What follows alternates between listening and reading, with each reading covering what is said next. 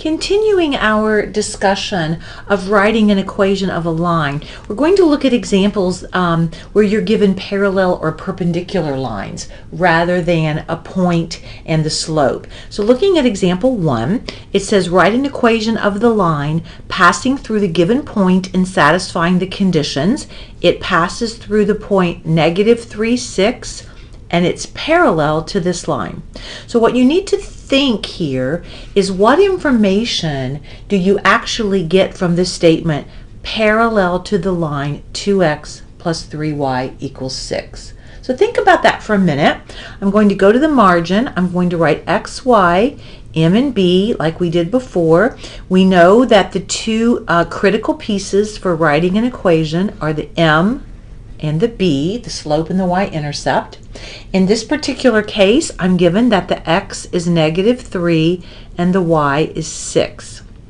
So what can we use to find the slope of our line? Well, we're going to go back to this equation of another line that we were given, 2x plus 3y equals 6, and we're going to find the slope of that line by rearranging that equation to get it into y equals mx plus b form. So I get 3y equals -2x plus 6. Divide each term by 3, and I get y equals -2/3 x plus 2. Now, remember, this is not my line. This is a line that is parallel to my line. But I know now the slope of this line is -2/3. I can see it right here in its equation. And because my line is parallel to that line, my slope is also -2/3. So I used the information from another line to find the slope of my line. Now we have the x, the y, and the m, so we go back to that same process we used before. Y equals m times x plus b. So I filled in the three pieces that I had in order to find the piece that I am missing. Or 6 equals, this will cross cancel, making ones.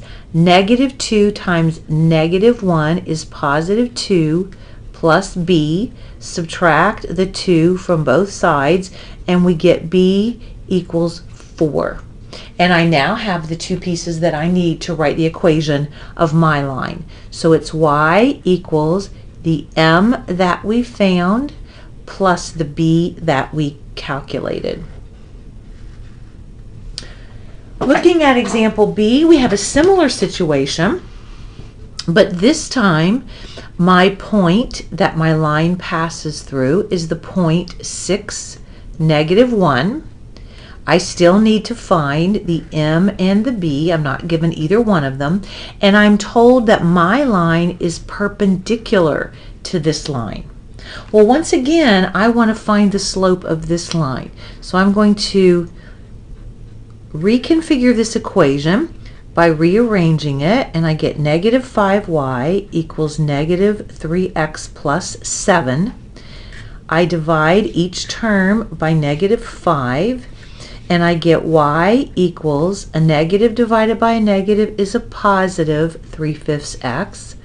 A positive divided by a negative is a negative 7/5. And I now know that the slope of this line is 3/5. However, the slope of my line is not 3/5.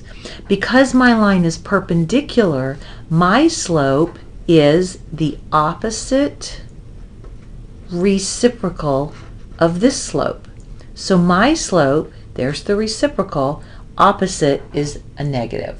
My slope is -5/3, and now we're back to where we were in example 1a. So y equals m times x plus b. Cross canceling here, I get -1 equals -10, -5 times 2, plus b.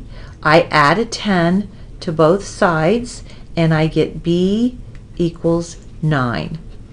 And so I can write my equation as y equals negative 5/3 x positive 9 or plus 9. So it's all about using whatever information you are given to write the equation of your line, to find the m and the b. This last thing that we're going to look at in writing equations of lines is writing equations of horizontal and vertical lines. This is actually quite easy if you remember about slopes of horizontal and vertical lines. So in the box it says the horizontal line that goes through the point AB has an equation of y equals whatever is in the B spot. And the vertical line that goes through the point AB has the equation x equals whatever is in the A spot.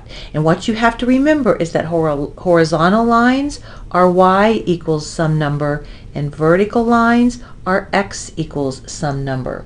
So let's look at how we use that to write these equations.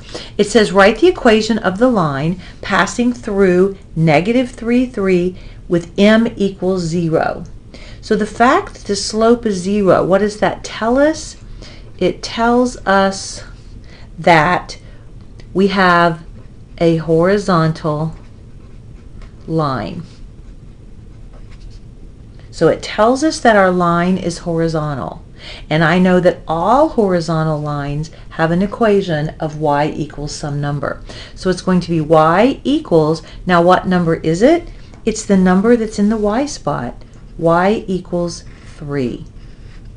And that is really all there is to it. There's nothing really to calculate. Let's look at B. Passing through the point 4, negative 4, and it has undefined slope. What does that tell us? It tells us that our line is vertical because vertical lines have undefined slope. And we know that all vertical lines have an equation of x equals, so what I do is I go back to my point, I look at that x, it's 4, so my equation is x equals 4. And if you don't believe that, get some graph paper. Graph the equations y equals 3 and x equals 4, and you will see that y equals 3 goes through this point and x equals 4 goes through this point. X equals 4 is vertical, y equals 3 is horizontal. Let's look at a real-world example of writing equations of lines. Example 3 says, tuition at a state college costs $50 per credit hour, plus $25 in fees per semester. If X represents the number of credit hours taken, and Y represents the total cost, write an equation relating X and Y. So I'm going to first write it kind of with words. The total cost, I'm going to abbreviate, is equal to $50 times every credit hour that you take. X is the number of credit hours taken. Plus, you always have to pay a $25 fee. Well, I know that Y is the total cost, so I'm going to replace total cost with Y, and it's equal to 50X plus 25, where X is the number of credit hours taken. So it says find the total cost. For a student taking 12 credit hours, it would be Y equals 50 times 12 plus 25, or Y equals 600 plus 25, Y equals $625, which is what it would cost that semester for taking 12 credit hours. Finally, the last thing that we're going to do with this topic are a couple of the literal equations where you're rearranging. So it says solve the equations for the indicated variable. This has been done before, but we're looking for W. So here is our W. We're going to get everything away from it by subtracting the 2L. P minus 2L equals 2W, and as a last step we're going to divide by the coefficient of W. Now watch carefully. These 2's can cross cancel, these 2's cannot cross cancel. The reason is these 2's are factors. It's 2 times W. This 2 is part of the numerator and it's a unit, P minus 2L, and 2 doesn't go into that. So we get W equals P minus 2L over 2. All right, let's look at the next one.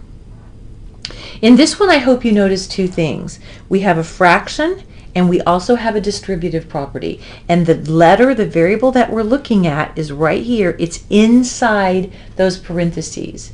I first have to get rid of my fraction by multiplying both sides by the LCD, which is 2.